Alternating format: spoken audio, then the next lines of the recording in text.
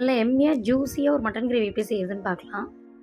First நல்லா மட்டனை wash பண்ணி எடுத்துகிட்டு அதில் வந்து கொஞ்சமாக மஞ்சத்தூள், மல்லித்தூள், காஷ்மீரி ரெட் சில்லி பவுடர், தனி மிளகாய் தூள், கறி மசாலா பவுடர், இஞ்சி பூண்டு பேஸ்ட், தயிர், உப்பு இதெல்லாமே போட்டு நல்லா ஒன்றா மிக்ஸ் பண்ணிவிட்டு கொஞ்ச நேரம் அப்படியே ஃப்ரிட்ஜில் ஊற வச்சிடலாம். இப்போ குக்கரில் வந்து கொஞ்சமாக எண்ணெய் விட்டுருக்கேன். அதில் சோம்பு, சீரகம், பிரியாணி எல்லாம் போட்டு பெரிய வெங்காயம் கட் பண்ணி போட்டு நல்லா வதக்கிடலாம். இப்போ இந்த வெங்காயம் வதங்கினதுக்கப்புறம் தக்காளி, கருவேப்பிலை, இந்த தக்காளி வதங்குறதுக்கு மட்டும் கொஞ்சமாக உப்பு போட்டு நல்லா வதக்கி விட்டுடலாம். இப்போ இந்த வெங்காயத்துக்கெல்லாம் நல்லா வதங்கினதுக்கப்புறம் நம்ம ஊற வச்சுருந்த மட்டனை அதில் போட்டு நல்லா கொஞ்சம் நேரம் அப்படியே வதக்கி விட்டுடலாம். இப்போ நல்லா கொஞ்சம் நேரம் வதக்கினதுக்கப்புறமேட்டு கொஞ்சம் தேவையான அளவு தண்ணி விட்டுட்டு நல்லா கொதிக்க விட்டுடலாம். இப்போ நல்லா கொதிக்க ஆரம்பிச்சதுக்கப்புறம் குக்கர் மூடி போட்டு ஒரு 4லேருந்து 5 விசில் விட்டுடலாம். இப்போ குக்கர் ஓப்பன் பண்ணி பார்க்கலாம். சப்போஸ் உங்களுக்கு மட்டன் வேகாத மாதிரி இருந்தால் இன்னொரு எக்ஸ்ட்ரா 2 விசில் விட்டுக்கோங்க. சூப்பராக எம்மியாக ஒரு மட்டன் கிரேவி ரெடி.